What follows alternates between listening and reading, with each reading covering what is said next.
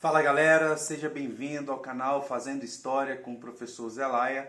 E no nosso encontro de hoje nós vamos falar sobre o nazifascismo, que nada mais é do que o surgimento do regime político nazista na Alemanha e do regime político fascista na Itália. Vamos tentar descobrir quais foram os motivos que possibilitaram o surgimento de regimes tão autoritários aí, já ainda no século XX, né, que era um período que provavelmente deveria ser um período muito mais democrático, né, e ainda tivemos aí o surgimento desses regimes tão fechados e autoritários. Bom, para tentar explicar, a gente precisa compreender o cenário que a Europa vivia nesse momento, principalmente a Itália e a Alemanha. Tá? A Europa, como um todo, vivia um momento extremamente frágil, né? Com o fim da Primeira Guerra Mundial, com todos os problemas que a Primeira Guerra Mundial trouxe para a Europa, e ainda mais com a crise de 1929 dos Estados Unidos, já que quem ficou responsável pela reconstrução da Europa, digamos assim, foi os Estados Unidos. Então, quando os Estados Unidos quebra, né, com o crash da Bolsa de Valores, obviamente os reflexos dentro da Europa vão ser muito, muito ruins. Bom, as consequências da Primeira Guerra Mundial a gente nem precisa se alongar tanto, porque não é difícil de imaginar. Perdas humanas, a necessidade de reconstrução, a destruição completa das cidades, das indústrias. Tudo isso gerou dentro da Europa uma crise econômica muito, muito grande. E, como eu falei, para piorar a situação, todo o poderio capitalista do período foi para o saco, juntamente com a quebra da Bolsa de Valores de 1929. Ou seja, todo esse ambiente que a Europa vivenciava era muito propício, muito favorável para que começasse uma revolução socialista, né, comunista, quase que de cunho global e mundial. Já que, após a Primeira Guerra Mundial, a União Soviética já começou, né, a sua fase de crescimento após as revoluções russas, e quando tem a quebra da Bolsa de 1929, a Rússia já era uma potência econômica muito forte dentro da Europa. O normal seria que essa potência econômica socialista pudesse influenciar todos os demais países europeus e, quem sabe, ali possibilitar uma ascensão do socialismo de forma global. Bom, houveram várias e várias tentativas de revoluções socialistas dentro de alguns países europeus, como na própria Itália, como na Bélgica, né, como na própria Alemanha também teve. Porém, por motivos variados, essas tentativas aí foram fracassadas. Muito porque a grande burguesia desses países, né, esses países que ainda detinha algum...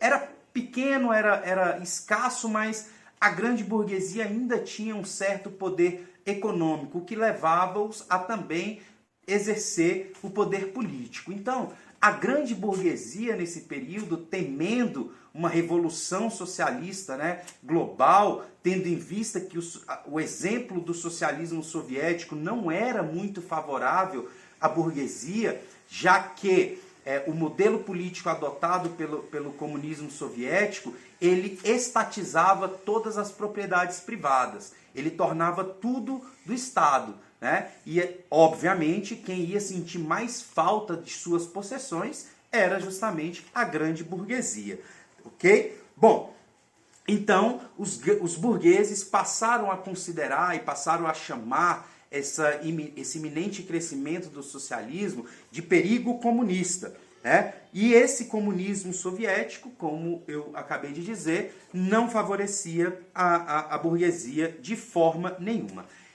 Com isso, essa burguesia ela passa a apoiar aqueles regimes que foram surgindo dentro de alguns países europeus mais voltado para o modelo autoritarista, tá? Por quê? Porque o comunismo, como ele era visto como crescente e nascido nos partidos de esquerda, geralmente esses partidos extremamente autoritários eram de extrema direita. E com isso, né, eles começaram a receber esse apoio da burguesia justamente para combater o crescimento do socialismo e do comunismo também. Porém, no intuito de afastar esse perigo de uma revolução socialista, a burguesia, quando apoia esses regimes autoritários, ela se esquece que ela também está apoiando um regime totalitarista, né? Porque a gente sabe que os regimes autoritários eles andam de mãos dadas com o regime totalitário. Ou seja, o regime totalitário é quando aquele grupo que está no poder, ou aquele ditador, ou aquele, enfim, né, aquele governante, ele tem todos os poderes daquela nação, daquele país em suas mãos. O que, obviamente, também ia acabar prejudicando a grande burguesia em algum momento. Bom, dessa forma, vai começar a surgir na Europa, então, partidos que vão se tornar extremamente importantes, partidos políticos mesmo, que vão se tornar extremamente importantes dentro desse modelo autoritarista, totalitarista. A gente começa com o partido fascista na Itália e depois vai surgir aí o partido nazista na Alemanha. Bom, o fascismo na Itália ele surgiu da seguinte maneira. Após a Primeira Guerra Mundial, com a Itália, né, tendo tido aquele problema de mudança, né, de posicionamento durante a guerra ainda, né, o pós-guerra da Itália foi extremamente complicado. Por quê? Porque ela não recebeu o apoio, né, nem dos Estados Unidos, dos países aliados, como ela achava que deveria receber, e também não recebeu o apoio dos outros países, né, que acabaram perdendo a guerra e também esses não podiam apoiar ninguém mesmo, tá? Então, a situação da Itália estava extremamente complicada, voltada para a questão da pobreza, da crise econômica, né, da crise política, da crise social. E no meio desse processo todo começava a surgir dentro da Itália um movimento socialista muito forte. Até que um rapazinho chamado Benito Mussolini, ele resolve formar um grupo paramilitar, tá? É um exército não oficial daquele país. E esse grupo paramilitar, né, do Benito Mussolini, chamado Fatti di Combattimento, né, que significa em italiano viga de combate, né, ou vara de combate. Inclusive o símbolo do fascismo são um conjunto de varas, né, amarrada, porque era a forma que eles iam para o combate num primeiro momento, armado de varas mesmo, né, para bater ali nos seus perseguidos, né, e acabar solucionando os problemas da maneira que eles achavam que deveria solucionar naquele momento. Bom, enfim, surge o Fatti di Combattimento, que depois vai ser chamado de Partido Fascista, né, sobre a liderança do Benito Mussolini, tá? E esse partido fascista, ele vai crescendo, ele vai ganhando muito apoio popular por conta dos discursos que eram feitos, né, contra, primeiro, o socialismo e contra a questão da Itália se dobrar aos desejos das outras potências europeias. Com esse discurso, Benito Mussolini foi conseguindo muitos adeptos aí para o seu grupo paramilitar. Okay? Em outubro de 1922, para demonstrar todo o seu poderio militar, né, Benito Mussolini lidera uma marcha sobre Roma. Tá? E essa marcha sobre Roma, na qual ele liderou, que contou com a participação de milhares e milhares de soldados, né, do Partido Fascista, deixou os governantes da Itália com muito medo do que Mussolini poderia fazer a partir dali, né? Até mesmo provocar uma guerra civil. Bom, Com esse apoio popular e com esse crescimento político também, esse partido de Mussolini, esse grupo, na verdade, que depois se torna um partido político, ele pressiona o governo italiano, que acaba convidando Mussolini para o cargo de primeiro-ministro.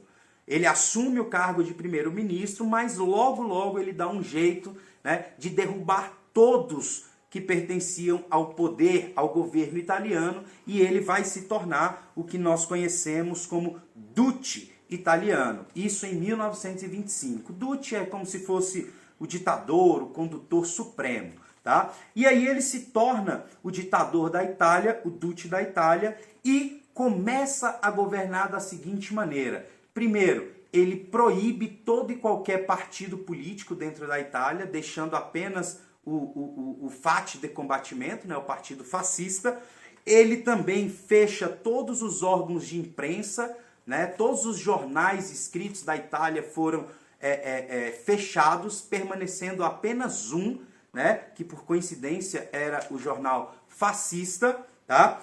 E ele vai criar uma política, né? Na verdade, ele vai criar uma polícia política e vai dar toda a autoridade para que essa polícia política prenda, casse e puna, da maneira que fosse preciso, todos aqueles que eram contra o governo de Mussolini. Dessa forma, vai se iniciar na Itália, então, o primeiro governo totalitário desse período, que é o governo fascista de Mussolini.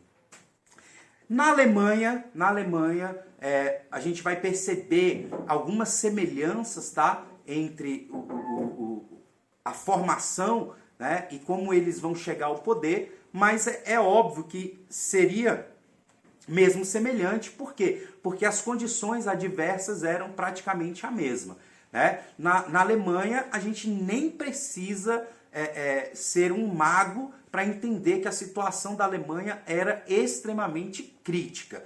Primeiro,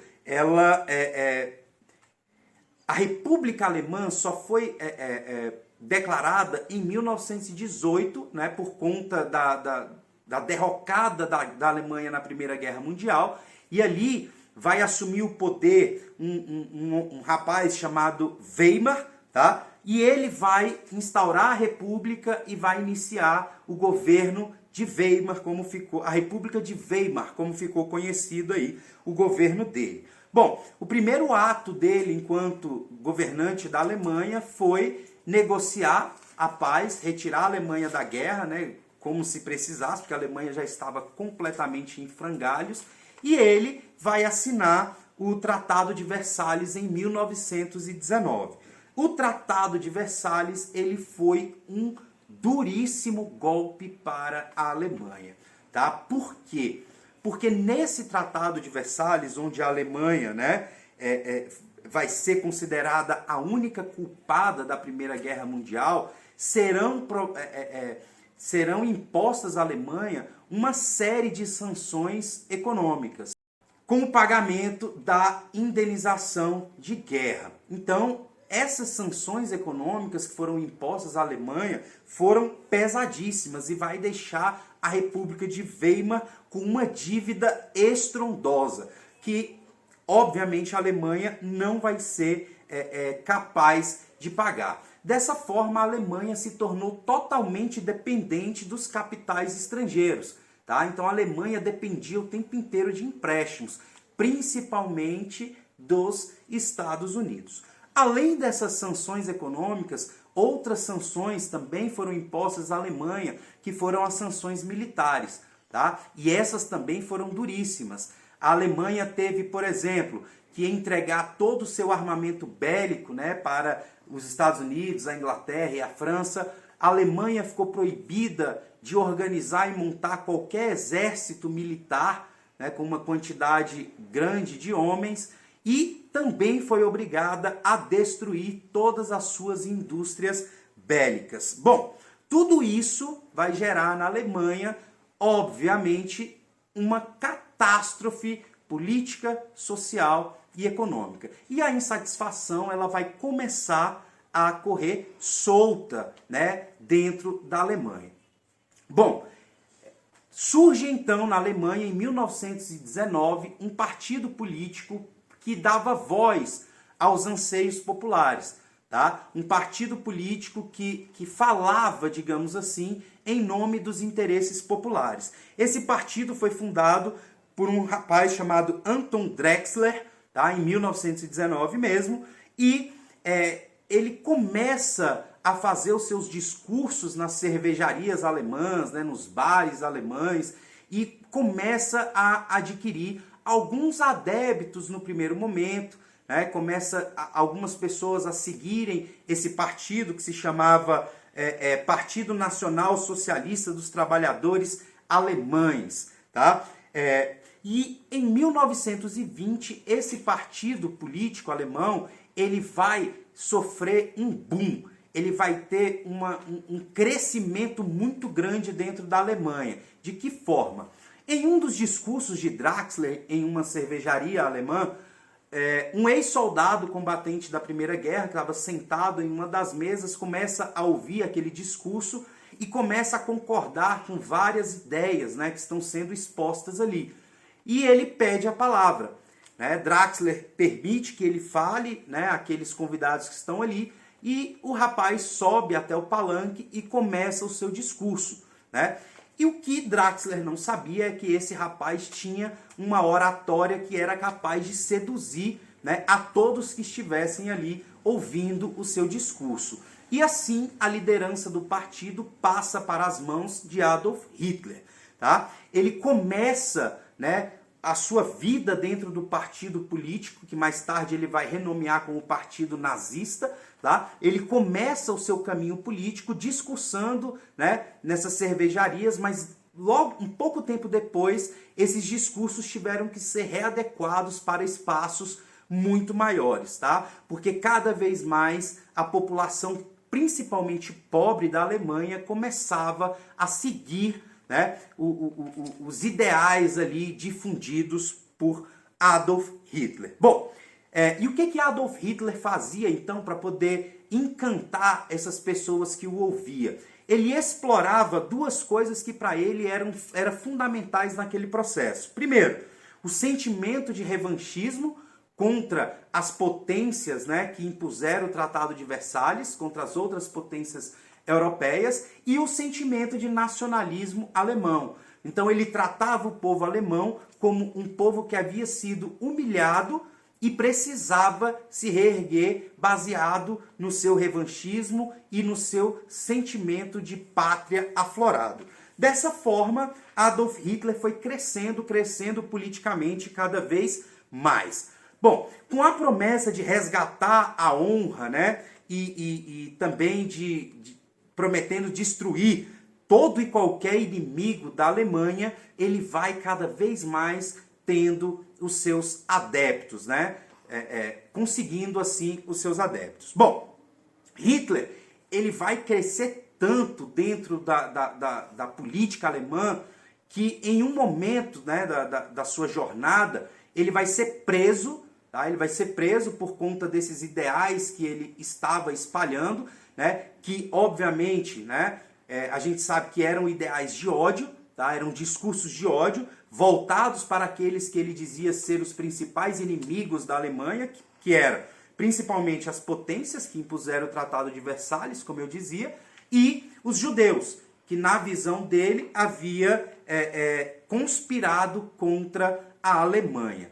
Só que Hitler foi preso e esse tiro saiu pela culatra, tá? Porque após a prisão de Hitler, ele passa a ser tratado como um mártir dentro da sociedade alemã. E lá na prisão ele vai escrever o seu livro, né, que se chama Mein Kampf, né, e a partir daí ele vai modificar o seu discurso, né, ele vai deixar o seu discurso muito mais violento e muito mais voltado ao ódio.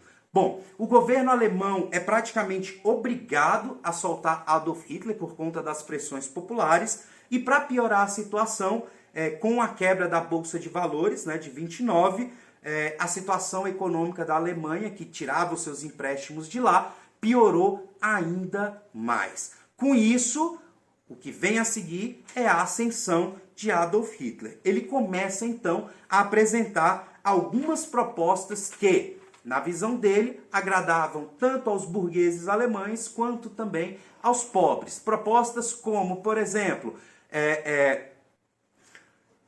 a reforma agrária, né? Ou seja, para que todos tivessem as suas terras, a reabertura das indústrias bélicas, né? A promoção de novos empregos, o fortalecimento econômico da Alemanha, mais uma vez, e a independência econômica da Alemanha e também da burguesia. Ou seja, tudo isso começa a encher os olhos ali da nação alemã. Bom, obviamente ele também propõe, né, um dos seus discursos mais fortes era a quebra do Tratado de Versalhes e também a expansão do exército e, como eu falei agora há pouco, da indústria bélica. Com essas propostas, Adolf Hitler ele esperava vencer as eleições alemãs que ocorreriam em 1932. Só que isso não acontece. Tá? Ele não consegue vencer as eleições, mas o partido nazista tem uma grande quantidade de deputados, né, inseridos aí na política. Vários deputados venceram nessas eleições. Um mês depois das eleições de 1932, o Reichstag, que é o parlamento alemão, foi incendiado, foi tocado fogo, e o partido nazista coloca a culpa desse incêndio nos partidos de esquerda, que haviam vencido as eleições na Alemanha. Pronto, estava aí a desculpa perfeita para todo o processo que viria a seguir. Uma perseguição monstruosa aos esquerdistas dentro da Alemanha, tá?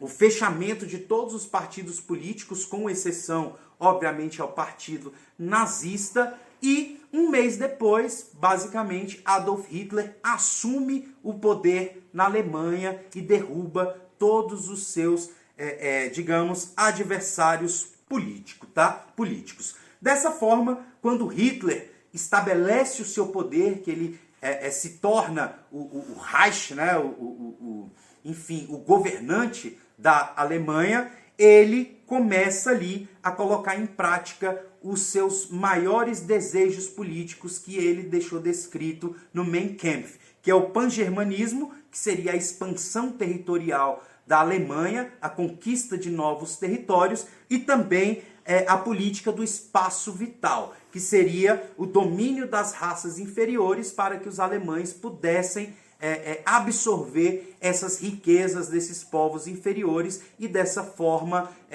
conseguir estabelecer o seu domínio econômico, político e também social. O resultado disso é o que vai vir a seguir, né, que não deve ser mistério para ninguém, que foi a explosão da Segunda Guerra Mundial. Mas isso é um assunto para o nosso próximo vídeo. Beleza? Valeu, galera. Espero que vocês tenham gostado. Se vocês puderem, dê o seu like, comentem, compartilhem, né? E é isso aí. Tamo junto. Até mais. Tchau, tchau.